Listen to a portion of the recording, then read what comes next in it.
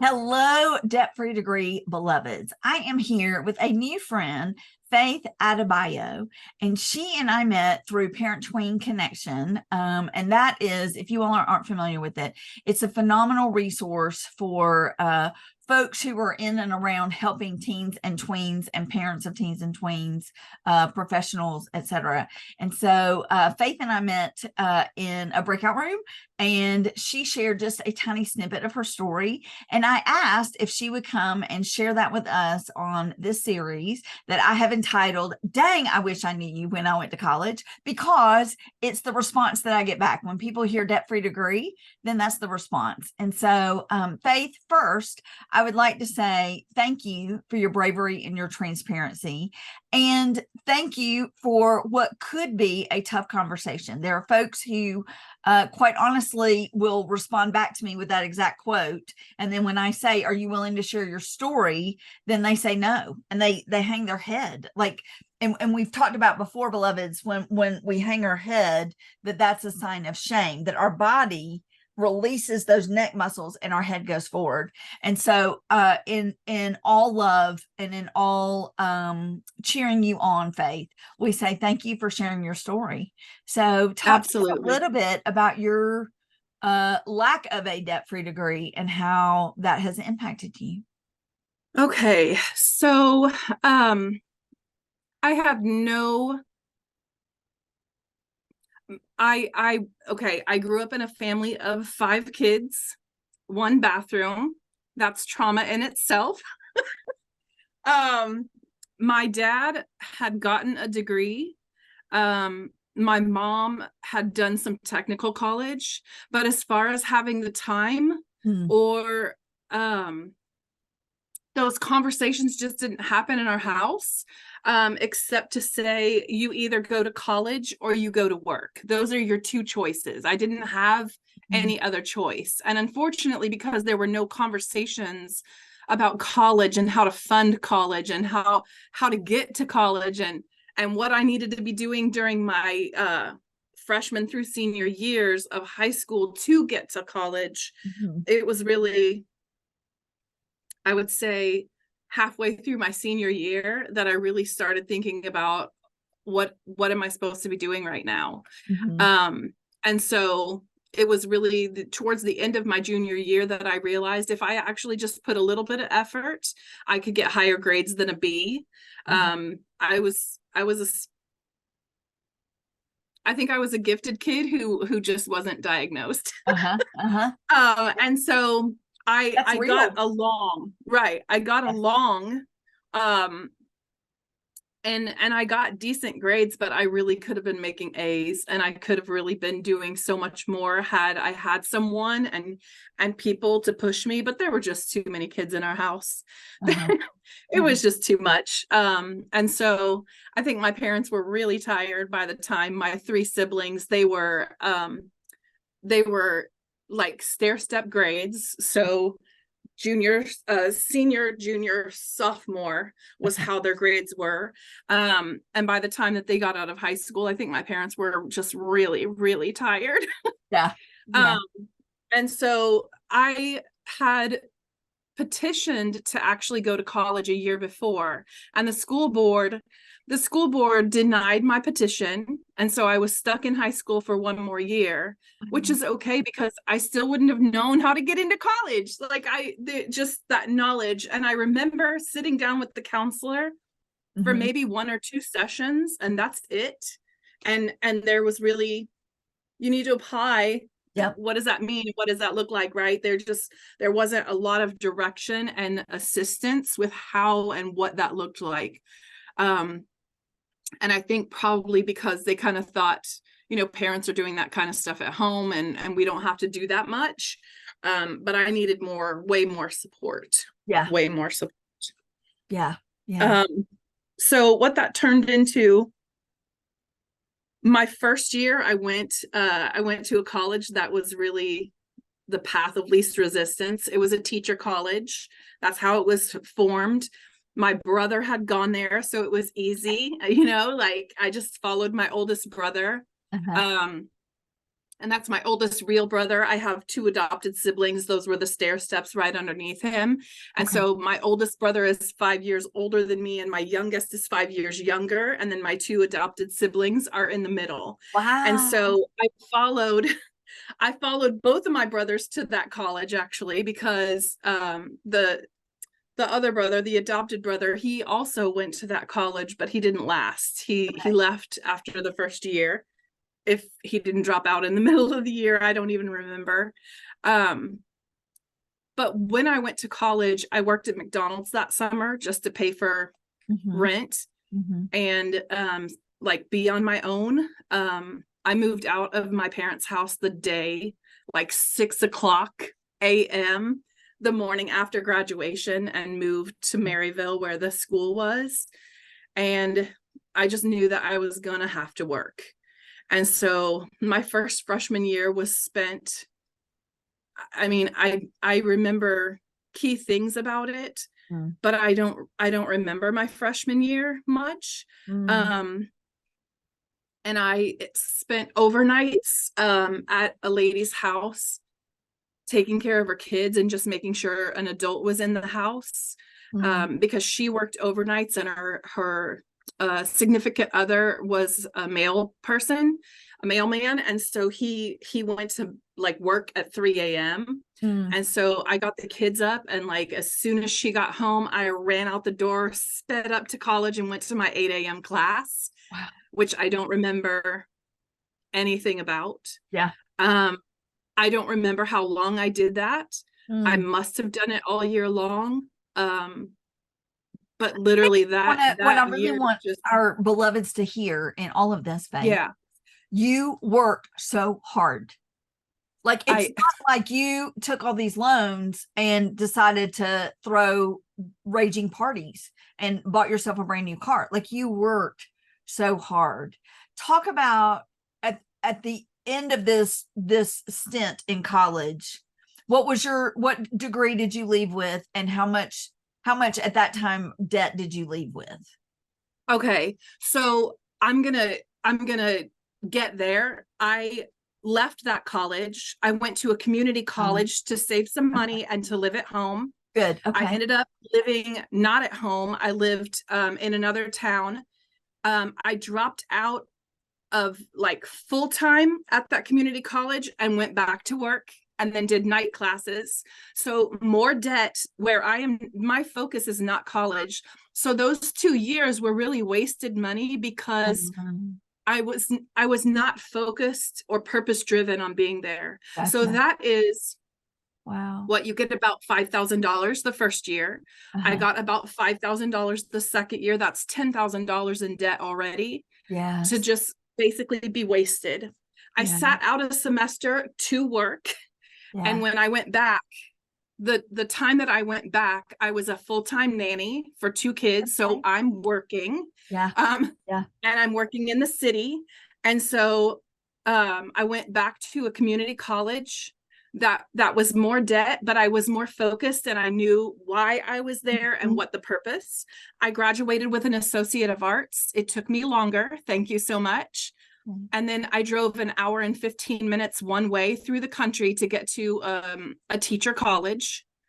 And I spent another 3 years trying to get a bachelor's. I did not finish with a degree. Okay. So at this point, you've done 2 years at a teacher college, and then you did 3 years at a community college, and then you did additional years at the same teacher college, or a different teacher college? A different teacher college. So 1 year at a teacher college. Oh, just 1 year. 1 year at a community college.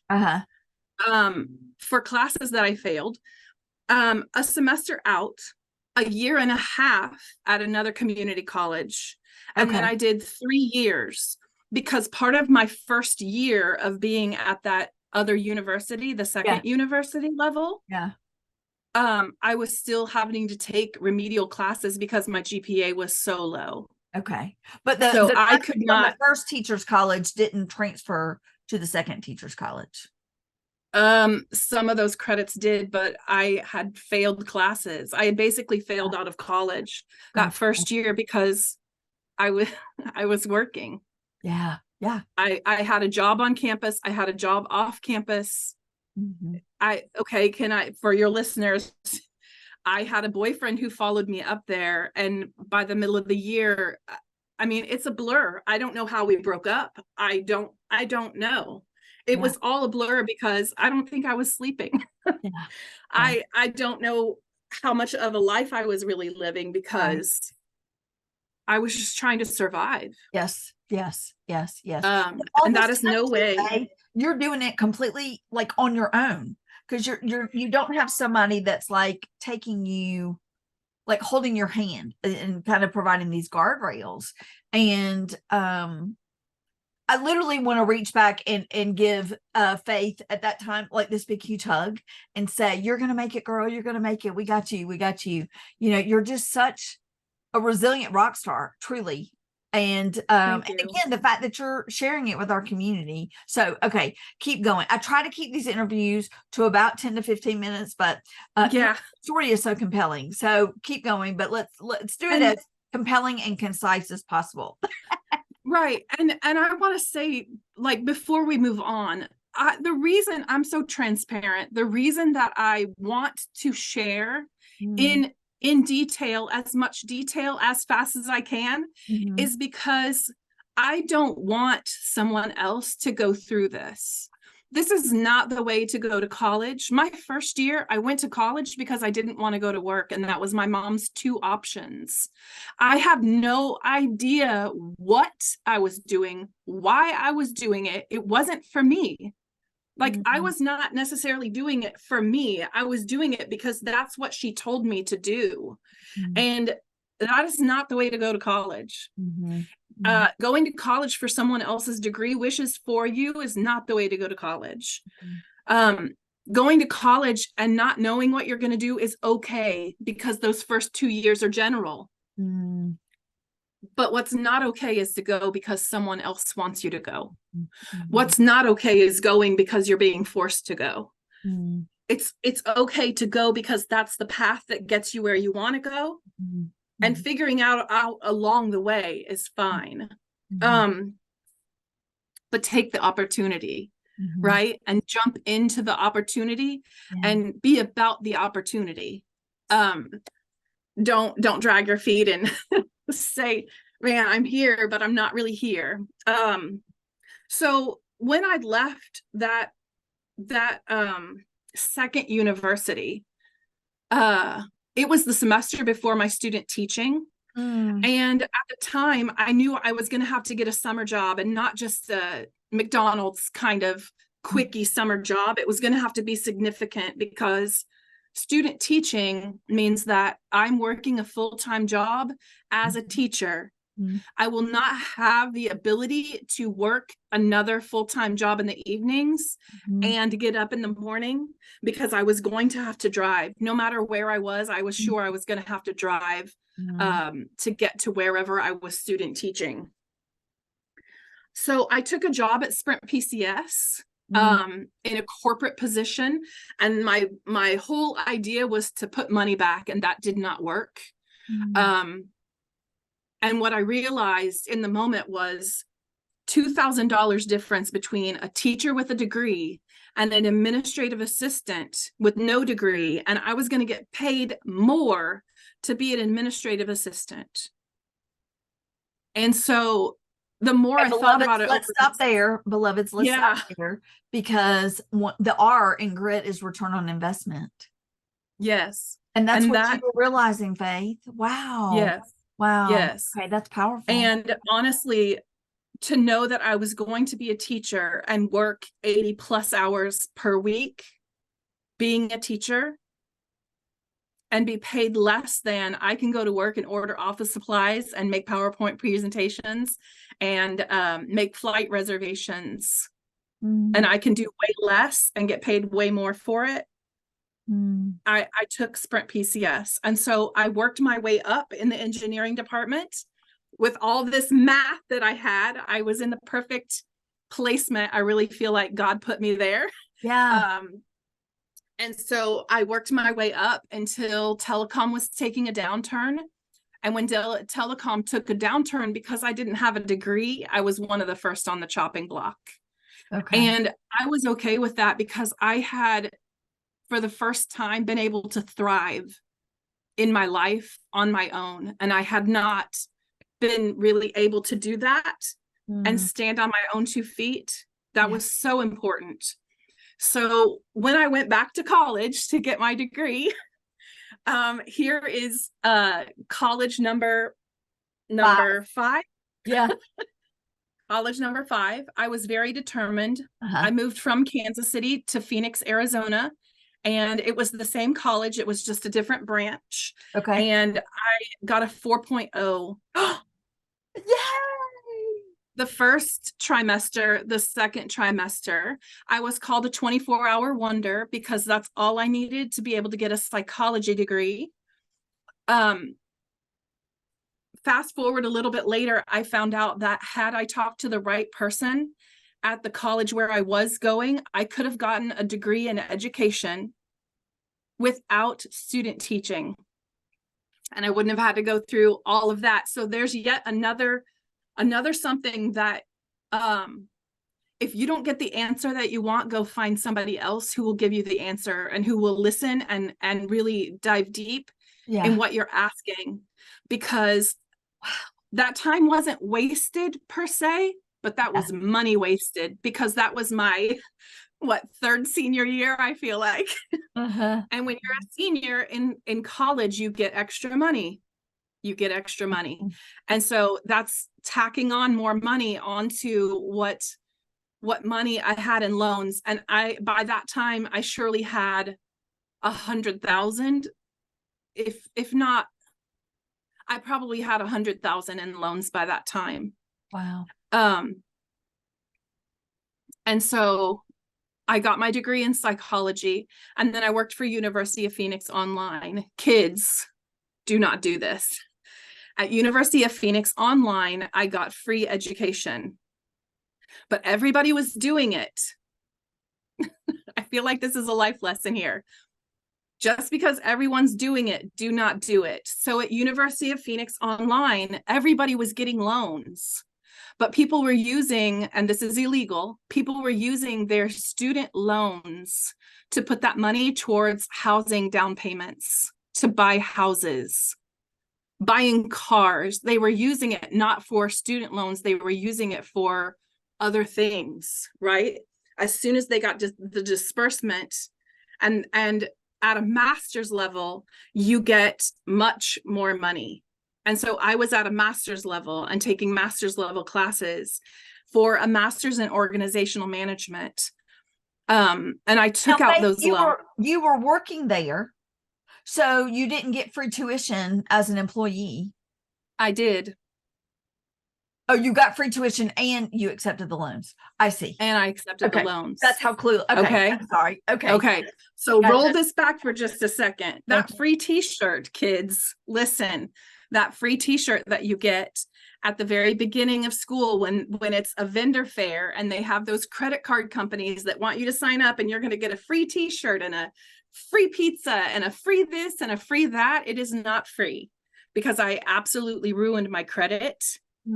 Absolutely, like slaughtered my credit before I even knew what credit was. And so I've been paying for that too, on top of loans. And so don't do that. Don't do that. It is not free money. You have to pay it back. If you don't pay it back, you are ruining your credit before you even have credit, like really have credit. Don't do it. Don't do it.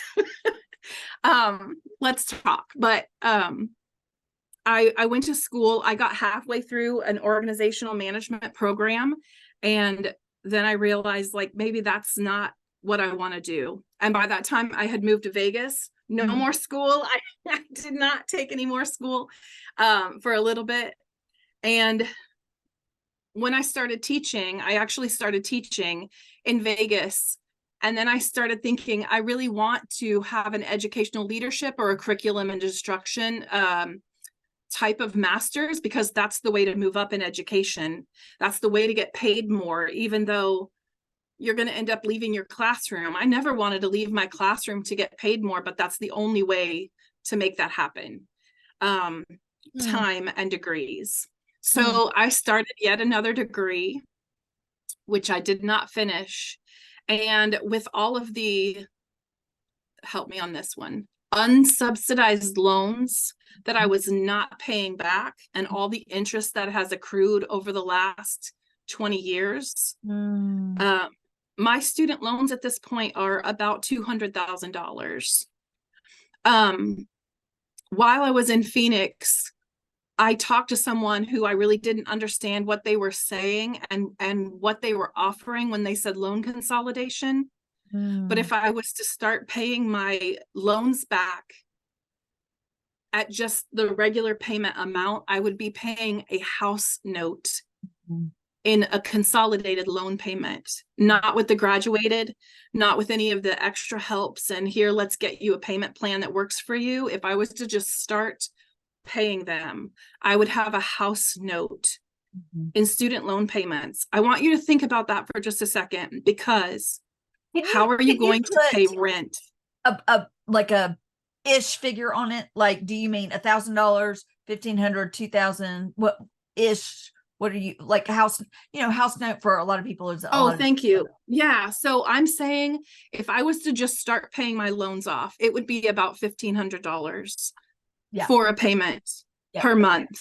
I just want my in a month to understand this. Yeah. Okay. Yeah. And as a teacher, in fact, if I could just use Missouri as an example, because I'm very aware of what's happening in Missouri in education, and very aware of what's happening in Texas. And I use Missouri because when I was starting out as a starting teacher in Missouri, I would have made $24,000 per year. And as a starting teacher in parts of Missouri, their starting salary today, that was in Kansas City. So that was a big city to be starting. Back then, 25 years ago, the starting salary in Missouri for the majority of teachers is $25,000 to $26,000 a year now.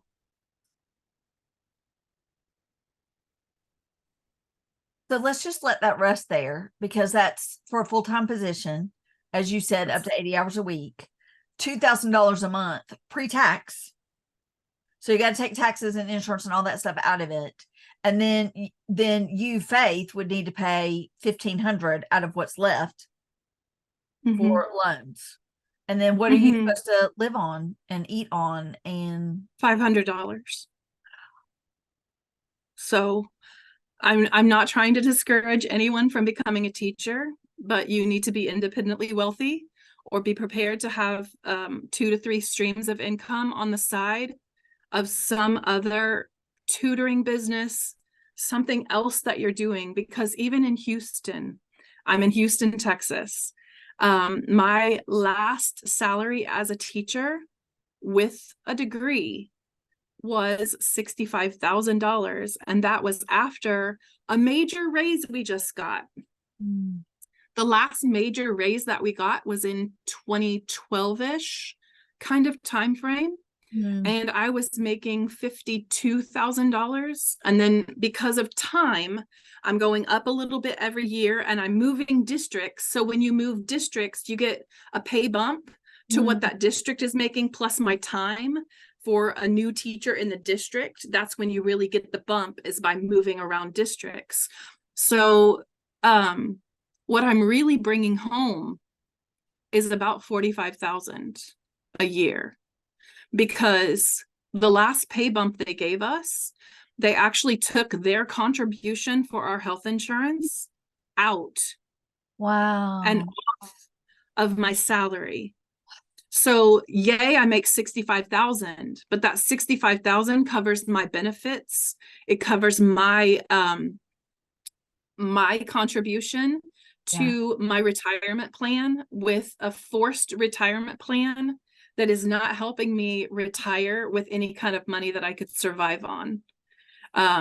because generally that's about 60% of what a teacher makes. Right. I don't know how people do it unless they're married or have multiple streams. Uh-huh. This is not the path that I took was the scenic route. Yeah. I worked the entire way until I went to Phoenix.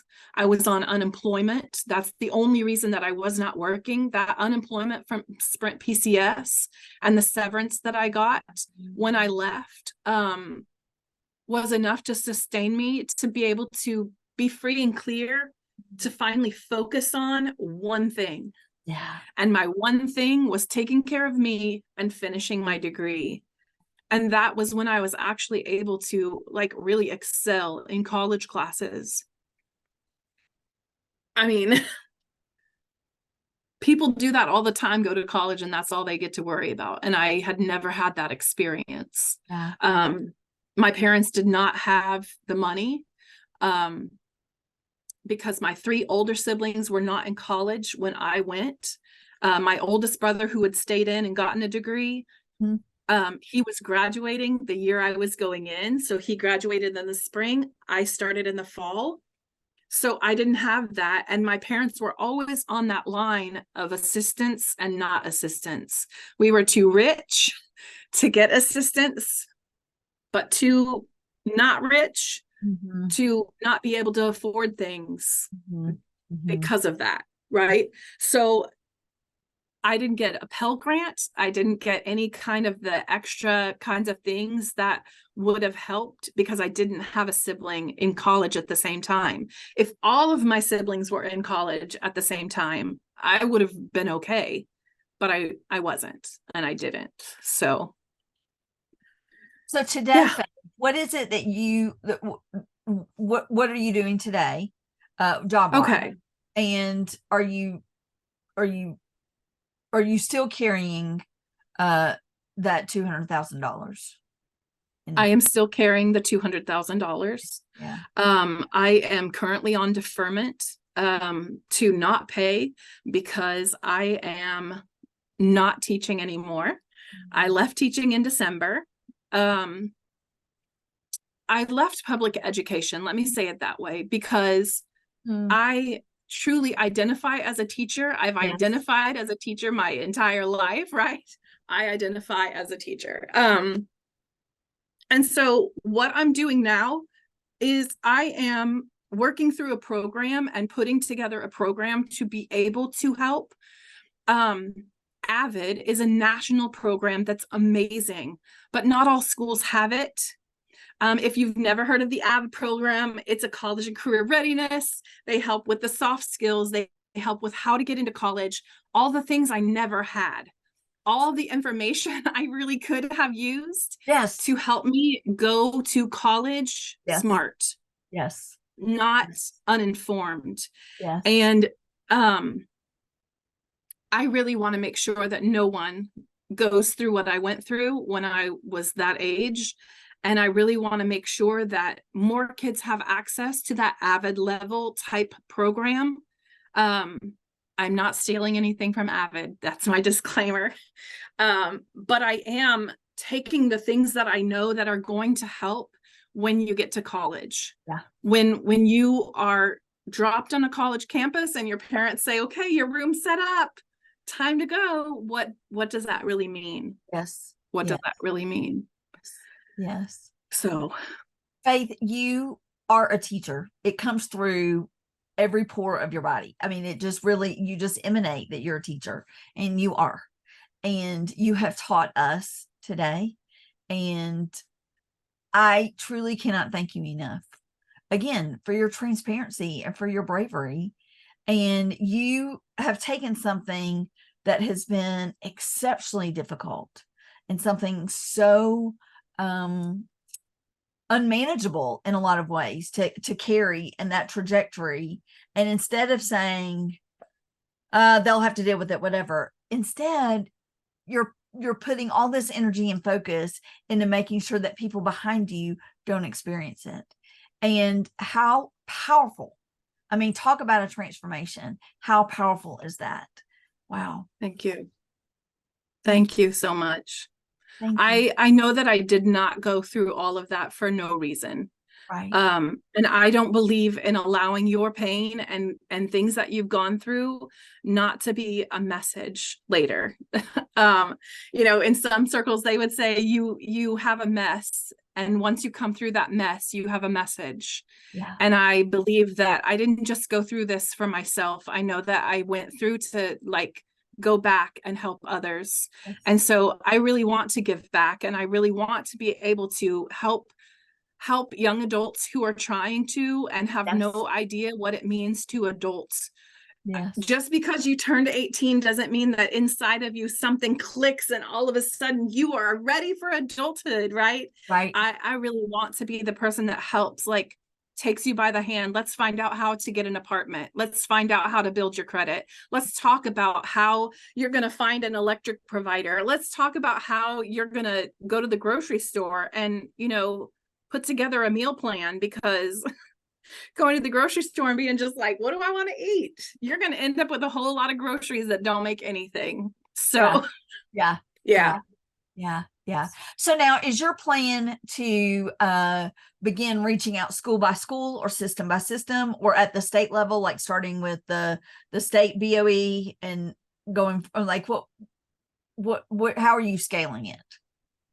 Okay, so I am scaling it through right now moms groups on Facebook. Excellent. Okay. Because moms know, right? Yeah, moms know. And yeah, moms know. And to be honest, because of what was going on in my home at the time, I probably wouldn't have listened to my parents.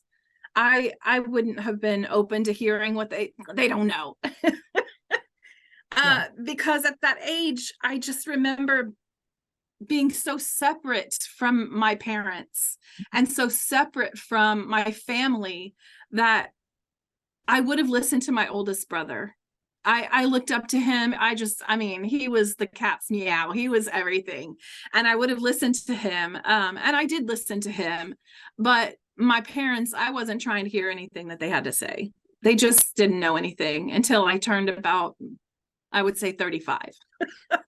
And by that time I had gone through everything, and I realized maybe by that time we actually started really communicating as adults and really understanding each other. My mom and I would have conversations like we were friends, and really listening to things that she said. We didn't go through things the same, but as adults, we understood, like, those are adult issues that we're talking through, you know, and it just opened up our relationship a lot differently. But I wasn't trying to hear them. I wasn't trying to hear them. And if someone would have taken me by the hand in an auntie kind of fashion, right? And so I really want to reach out to parents who know that their children need the assistance, and kids who really want the assistance, because on the other side of it, I don't mean that parents don't care. That's not what I'm saying, because I know deep down parents care. They really do. But at the same time, there's so much going on in life. And that survival mode does not allow you to think anything outside of, I just need us to survive.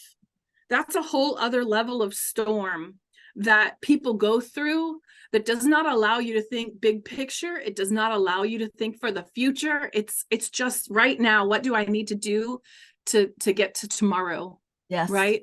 Yes. And so knowing that if I could just take someone by the hand who has parents who are surviving, and you're willing and you're ready and you're motivated, I am going to do everything in my power to help you. Absolutely. Because I know what survival feels like. I know what thriving feels like. I was about to say, it's like you're teaching them how to go from surviving to thriving. Yes, that's exactly what it is. Yeah. Yes. Yeah. Yes. Well, beloved, survival. It is. It's that day in, day out. Yeah. Yeah. Beloveds, we are so delighted that you've tuned in to this episode of this series. And Faith, we thank you again for being so brave and being so transparent. And we are cheering you on both in what's going on in your own life, but also to help those students go from surviving to thriving. And we thank you so very much. Absolutely. Absolutely. So nice to meet you. You guys, good luck. Thanks, everybody.